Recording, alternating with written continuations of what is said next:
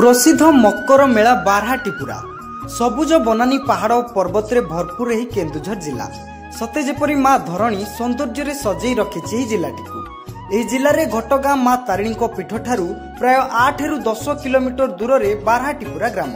यह ग्राम को लगी रही प्रसिद्ध शैवपीठ बाबा नीलकंठेश्वर। आज को 500 वर्ष हेब पहाड़ उपरे पत्थर उपरे फुटा लिंग रूप पूजा पाउछंती शैव। स्थानीय लोक कहवा कथा शिवलिंगटी मल्लार संप्रदायर किछि लोक महु तोलिया आसीथिबा बेले ठाब करथिले।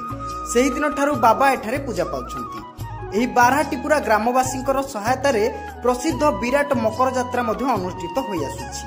एही मकर मेला जिला एवं जिला बाहरु लक्ष लक्ष भक्त आसी मंदिर दर्शन करने सहित जिनिष पत्र किणी थांती।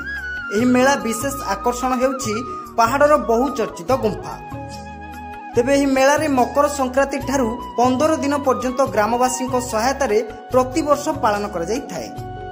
जसवंत परिणाम रिपोर्ट ओडिशा न्यूज 5।